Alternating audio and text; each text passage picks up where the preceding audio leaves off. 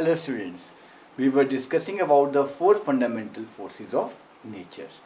For a brief snapshot, we'll discuss the two already discussed fundamental forces, that is your gravitational force and your electromagnetic force. Just a very brief snapshot, then we move further to strong nuclear force and weak nuclear forces. Students, these are the general category of these forces. For each forces you have separate chapter. Your gravitation chapter is in your +1 itself.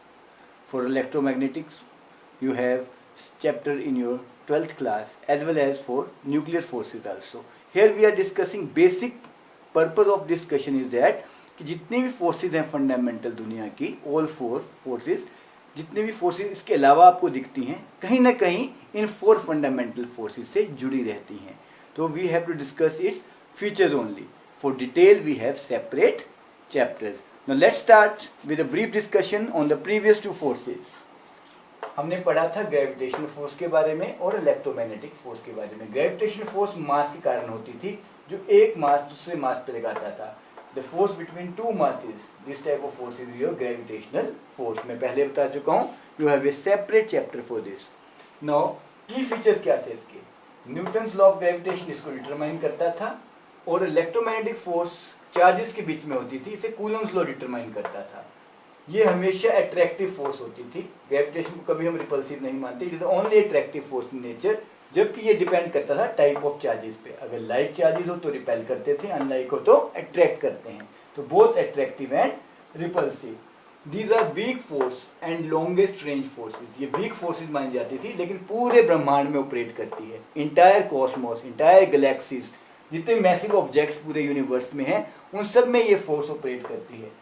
These are stronger than the gravitational force, but not so long range. ये बहुत ज़्यादा long range forces नहीं होती है, but हाँ gravitational force से बहुत strong होती है. इसके फील्ड पार्टिकल को ग्रेविटॉन्स कहते हैं, इसके फील्ड पार्टिकल को फोटॉन्स कहते हैं. Student, these are the basic key features of gravitational force and electromagnetic force. Now we further move to strong nuclear force and weak nuclear forces.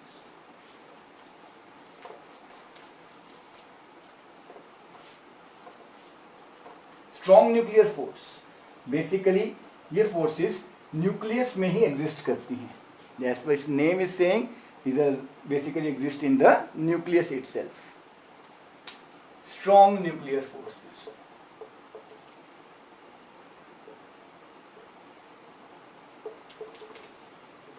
अब ये कहाँ एग्जिस्ट करेगी? अगर ये एटम है, बीच में अगर न्यूक्लियस है, इस न्यूक्लियस के अंदर जो फोर्सेस एग्जिस्ट करेंगी, inside nucleus, these are your strong nuclear forces. अब आप इसकी रेंज देखिए, it is only 10⁻15 इसकी फेरीफेरी होती है, इसका डायमीटर. इतने कम रीजन में ऑपरेट करती है. किस किस के बीच में ऑपरेट करती है ये? न्यूट्रॉन न्यूट्रॉन के बीच में, amongst neutron neutron, second neutron proton, third proton and, इन तीनों के बीच में ये ऑपरेट करते हैं. Area of operation is inside the nucleus. क्योंकि न्यूक्लियॉन्स में क्या आता है? न्यूक्लियॉन्स में हमारे बोथ, न्यूक्लियॉन्स में क्या क्या आता है students? Nucleons consist of both protons and neutrons. These are the very strong forces, almost 10⁻² times stronger than electromagnetic forces. Electromagnetic forces से 10⁻² टाइम्स स्ट्रॉन्गर होती है ये forces, and 10⁻38 times. Can you guess? 10⁻38 times. Can you guess? Then the gravitational force. Gravitational force से ये 10⁻38 times stronger होती है. This is the basic things. लेकिन हमें इसके बहुत ज़्यादा डिटेल्स में नहीं जाना है. We have to only learn its silent features. इसके बेसिक फीचर्स क्या हैं, की पॉइंट्स क्या हैं, वही हमारे काम के यहाँ पर हैं students. You have to remember it's key points. आपको इसके की पॉइंट्स को ध्यान में रखना है. इसके लिए पूरा एक डिटेल में चैप्टर है आपका atoms and nuclear, which you study in your +2. Here we only have to refer their key points.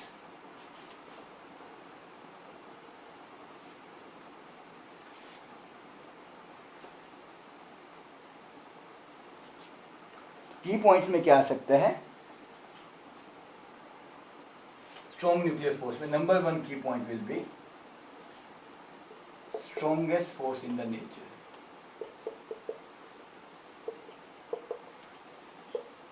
अगर स्ट्रॉन्गेस्ट है तो क्या होगा? Shortest range force.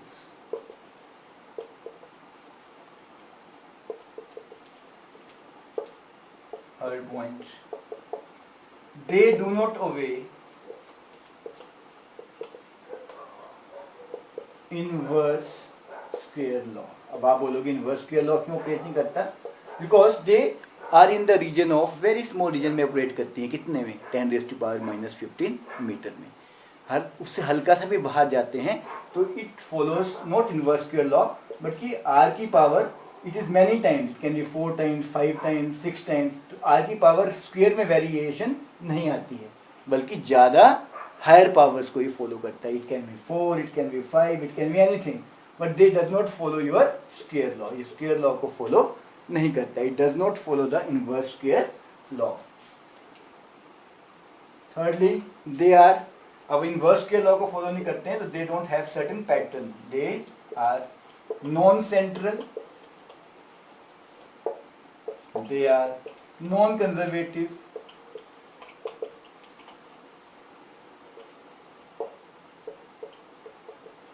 ten raised to power 38 times I already discussed, stronger than gravitational force.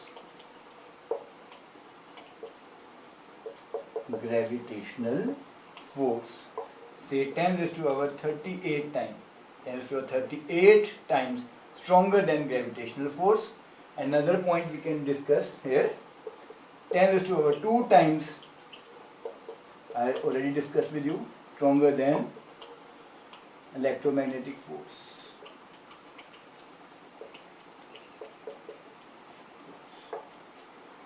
अब neutron में proton और neutron proton, इसमें अगर हम प्रोटॉन की बात करें तो वो सेम चार्जेस हैं. उनके अंदर इलेक्ट्रोस्टैटिक रिपल्शन होता है. सेम चार्जेस में बहुत ज़्यादा रिपल्शन होता है. और जगह कितनी है न्यूक्लियस में? Only 10⁻⁻15 metre. तो इस रिपल्शन को भी जो होल्ड कर ले वो फोर्स कितनी स्ट्रॉन्ग होगी? That's why they are the strongest force in the nature. इतने बड़े रिपल्शन को भी होल्ड कर लेता है. It is the most strongest force of the nature. इसके फील्ड पार्टिकल, ऐसी क्या चीज़ है जो इन सबको बांधे रखती है? इसका एक फील्ड पार्टिकल होता है students, that is your pi meson. तो इस फोर्स के फील्ड पार्टिकल को हम कहते हैं which can be your 8 point और 7.67 and this will your 8 point. इसके फील्ड पार्टिकल को बोलते हैं पाई मेसॉन. तो you can write pi meson क्या है? ये एक्सचेंज होता रहता है, लगातार एक्सचेंज होता है न्यूट्रॉन में, न्यूट्रॉन से प्रोटॉन, प्रोटॉन से न्यूट्रॉन. उस एक्सचेंज के कारण प्रोटॉन का रिपल्शन उसको अफेक्ट नहीं कर पाता. That's why they are bound together. इतने छोटे से स्पेस में इतनी सारी रिपल्शन को होल्ड करना, इट मीन्स वो दुनिया की सबसे ज़्यादा स्ट्रॉन्गेस्ट फोर्स है. तो you have to remember this. The last point is their field particle is pi meson. Field particle of nucleus force is pi meson. Field particle of nuclear force is pi meson. इसकी details हम पढ़ेंगे when we study chapter atom and nuclei. Now we'll go directly to weak nuclear forces. Weak nuclear forces, जैसे name says, it is little weaker than your strong nuclear force, but ये article है. It comes into being during beta decay. The beta decay में ही ये force हमें सबसे पहले दिखती है. बीटा डिके में क्या होता है? न्यूक्लियस के अंदर neutron is converted to proton. उसमें इलेक्ट्रॉन और एक और पार्टिकल जिसको हम एंटी न्यूट्रिनो बोलते हैं वो रिलीज होता है. ये आपके काम का इतना नहीं है अभी, बस आपको इतना मालूम है कि ये जो पार्टिकल है इसके रिलीज होने पे ही हमें सबसे पहले वीक न्यूक्लियर फोर्स के बारे में पता चलता है. ये फोर्स किसके बीच में होती है? Their elementary particles known as leptons. उनके बीच में ये फोर्स ऑपरेट करती है. This force is again short range force and 10⁻26 times the gravitational force, 10⁻26 times stronger than gravitational force.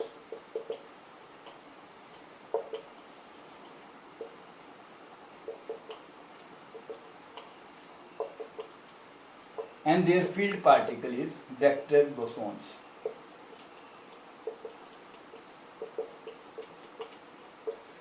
तो स्टूडेंट्स आपको इसमें बहुत ज्यादा याद नहीं रखना है, only you have to remember it's silent features. ये सिर्फ बीटा डीके के दौरान जब न्यूक्लियस के अंदर कुछ चेंजेस होते हैं, न्यूट्रॉन से प्रोटॉन में बड़े सारे चेंजेस हैं न्यूक्लियस के अंदर, which we study in detail in coming chapters. But अभी आपको सिर्फ इतना याद रखना है, न्यूक्लियस के अंदर जो चेंजेस होते हैं उस टाइम पे बीटा डीके के दौरान हमें वीक न्यूक्लियर फोर्सेस दिखती है। We find weak nuclear forces during beta decay. तो उसके की फीचर्स हैं, ये लेप्टॉन्स में ऑपरेट करती हैं, शॉर्ट रेंज फोर्स हैं, 10⁻26 times stronger than gravitational force हैं, और इसके फील्ड पार्टिकल को हम बोलते हैं vector bosons. You have to remember this. तो हमने बेसिकली डिस्कस करी 4 तरह की फंडामेंटल फोर्सेस। सबसे पहली फंडामेंटल फोर्स थी हमारी ग्रेविटेशनल फोर्स, जिसका की फील्ड पार्टिकल ग्रेविटॉन्स था। उसके बाद इलेक्ट्रोमैग्नेटिक फोर्स, जिसका की फील्ड पार्टिकल फोटॉन्स था। देन स्ट्रॉन्ग न्यूक्लियर फोर्स, जिसका फील्ड पार्टिकल पाइमेजॉन्स था। And then weak nuclear force, जिसका फील्ड पार्टिकल वेक्टर बोसॉन्स हैं।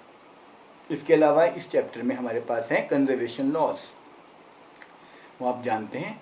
One is your law of conservation of energy, another is your law of conservation of linear momentum, another is law of conservation of angular momentum, and fourth is your law of conservation of charge. ये 4 के आपको सिर्फ basics चीज़ें याद रखनी है। Already you are note to these things, लेकिन फिर भी हमें इसे एक बार बताना है कि फंडामेंटल कंजर्वेशन लॉ से हम बहुत सारे फिनोमिना फिजिक्स के एक्सप्लेन कर सकते हैं। तो you have to remember their definition only, and क्योंकि कुछ चीज़ें हैं जो कंजर्वेशन लॉज भी एक्सप्लेन नहीं कर सकती, जैसे conservation of force, conservation of velocity etcetera. तो देयर आर 4 फंडामेंटल लॉज जो गवर्न करते हैं फिजिक्स को कंजर्वेशन के। वो सबसे पहला है conservation of energy. Let's move to that.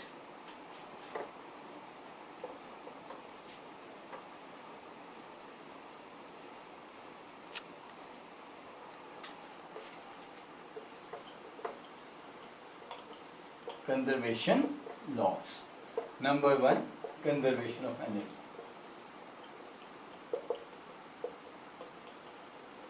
I will not write its definition, only I will just let you know.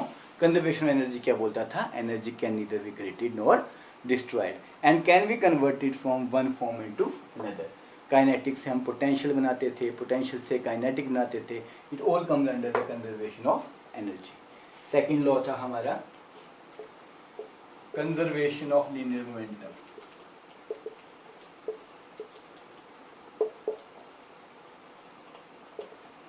इसमें हमने एक पढ़ा था कि whenever a bullet is fired from a gun, तो there is a momentum remain conserved. Before firing and after firing the entire momentum remains the conserved. अगर momentum forward direction में move करता है तो बुलेट के चलने पे again gun moves in backward direction, तो entire linear momentum remains conserved. Third था हमारा conservation of angular momentum. Conservation of angular momentum. इसका मतलब होता है torque into angular distance. Torque into angular distance जब आप चलते हैं, it means it is basically related to your all the entire cosmos, galaxies का, या आपकी कोई भी चीज़ें, आपके ग्लोबल फिनोमिनास कई हैं ऐसे जो हम इसके बेस पे एक्सप्लेन कर सकते हैं। तो this is basically entire angular momentum remain conserved. ठीक है, अगर आपकी टॉर्क जो है 0 हो जाए तो entire angular momentum remains conserved. And last is your conservation of charge, कि charge equal and opposite amount में क्रिएट या डिस्ट्रॉय होता है, या ऐसे कह सकते हैं charge can neither be created nor destroyed. This is your fourth one, conservation of charge. Conservation of charge, student you have to just remember its definition and little bit about these. इन 4 laws से हम बहुत सारे physics के phenomena explain कर सकते हैं, energy से, लीनियर मोमेंटम से, एंगुलर मोमेंटम से, एंड कंजर्वेशन ऑफ चार्ज से बहुत सारे फिजिक्स के फिनोमिना एक्सप्लेन कर सकते हैं। और बहुत सी ऐसी चीज़ें लाइक फोर्स, वेलोसिटी, ये कंजर्वेशन ऑफ लॉज एक्सप्लेन नहीं कर पाता, ये फोर्स एंड वेलोसिटी। तो हमने इस पूरे चैप्टर में देखा कि फिजिक्स क्या थी, साइंटिफिक मेथड्स को हमने पढ़ा, उसकी अप्रोच जानी, फिजिक्स की अप्रोच जानी, फिजिक्स का स्कोप जाना, और फिजिक्स के स्कोप के बाद हमने 4 फंडामेंटल फोर्सेस के बारे में पढ़ा, which is gravitational force, electromagnetic force, strong nuclear force, weak nuclear force, and we have studied 4 conservation laws. तो these are the basic things which is very important in your physics. The next unit we will start very soon, and that name is your units and measurement. Going to be very interesting unit. Till then, revise all the things thoroughly. Thank you, students.